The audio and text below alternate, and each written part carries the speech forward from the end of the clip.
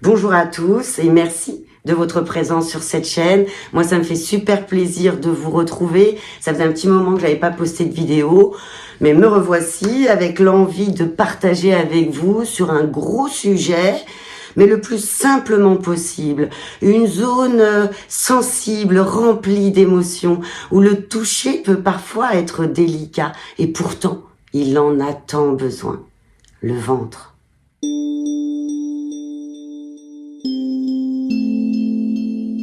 On l'appelle également le deuxième cerveau. Un tas de livres sont sortis sur le sujet et c'est très bien car on n'aura plus à démontrer l'intelligence du ventre qui sera dans nos entrailles, une intelligence viscérale car notre ventre connaît parfaitement notre profondeur, nos émotions, c'est le siège des émotions.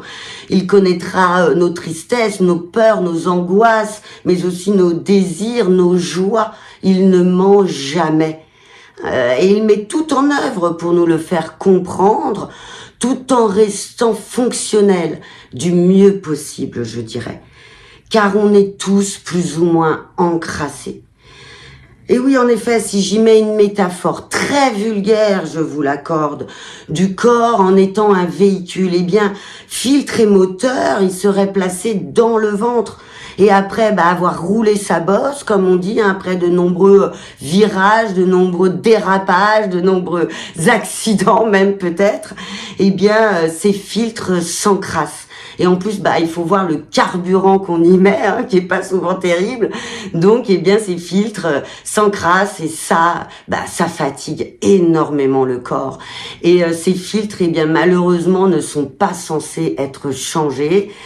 Et en plus, c'est tellement limité de ne les voir que comme des filtres, ces beaux organes. Ils sont tellement plus. Ce que l'on appelle communément ventre est cette partie du corps plus molle et élastique qui contient dans sa grande majorité les intestins. Intestin grêle qui se trouve au centre du ventre vers le nombril. Gros intestin plutôt vers l'extérieur du ventre que l'on va placer en U inversé. Il n'y a pas de vide, tout y est parfaitement bien rangé, laissant une petite place pour la vessie et les organes génitaux. Le tout sera maintenu par une gaine solide et de nombreux muscles. Nos organes, quant à eux, qui sont essentiels à notre bon fonctionnement, seront protégés par nos côtes. Nous pouvons y travailler par des zones que l'on va déterminer le long des côtes flottantes, comme la zone des poumons,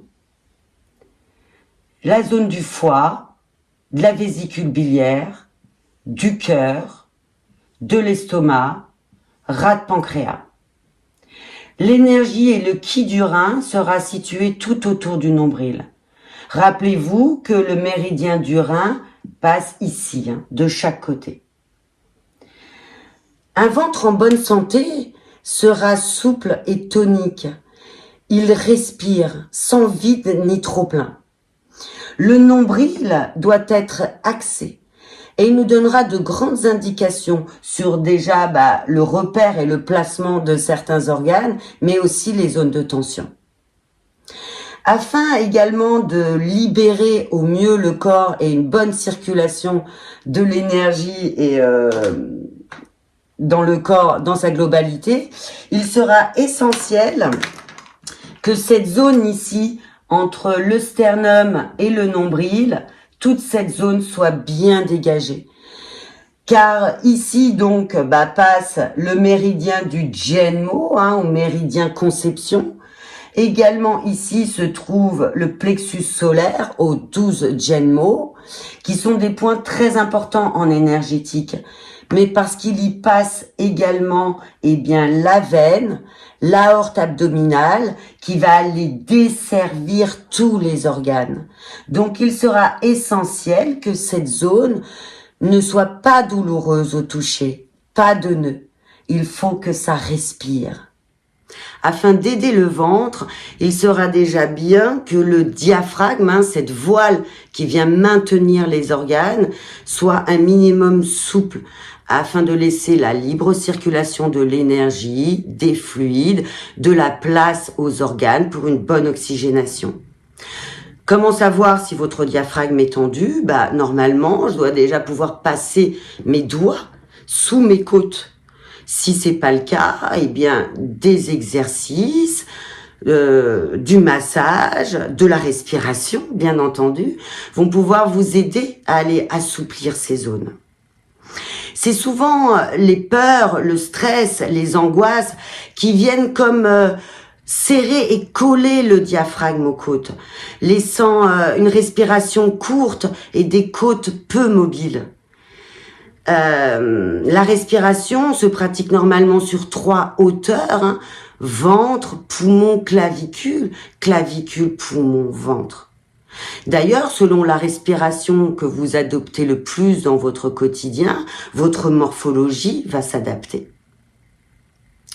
Une douleur au ventre peut être due à tout un tas de choses, mais leur localisation, leur densité, notre ressenti peut déjà nous indiquer plusieurs choses. Un nombril désaxé va déjà nous montrer différentes zones de tension au niveau du ventre. Si votre nombril est trop vers la droite, c'est qu'une tension se situe à droite et vient tirer le nombril vers lui. Si votre nombril est trop vers le bas, c'est qu'une zone de tension vient tirer ici le nombril vers le bas. Cela crée même parfois un pli comme ça au niveau du nombril. On aurait envie d'aller tirer le nombril dans l'autre sens afin de l'axer de nouveau. Mais ce qui est important à voir ici, c'est que cela nous montre une zone de tension. Nous reviendrons plus en détail sur les organes, les entrailles, les zones de tension au niveau du ventre. Mais pour toute douleur en général, le ventre aimera la chaleur. Moxibustion, bouillotte bien chaude, massage va aider à la circulation au niveau du ventre. Donc le massage du ventre, déjà tout simplement en partant du nombril en spirale tout doucement dans le sens des aiguilles d'une montre vers l'extérieur, sous 3 niveaux, superficiel, moyen, profond. Et si bien sûr vous trouvez des zones de tension ou des zones douloureuses, prendre le temps de s'y attarder, de masser en douceur, toujours de façon agréable, ou bien des petites vibrations afin d'aider à faire circuler. Car le ventre doit bouger, le ventre fait du bruit, il respire, il doit pouvoir se gonfler comme un ballon dans tous les sens.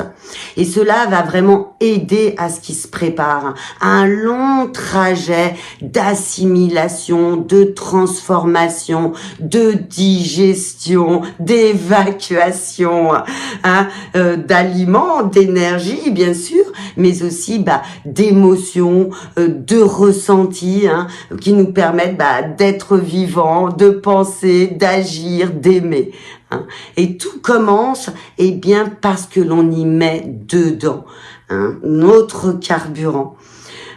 Donc, imaginez bien que chaque chose qui va être ingérée, va être analysée, va être triée, et c'est un long trajet, dans le corps, d'un long processus d'assimilation de tout ce que l'on a besoin, de stockage, ou encore d'évacuation de ce que l'on n'a plus besoin.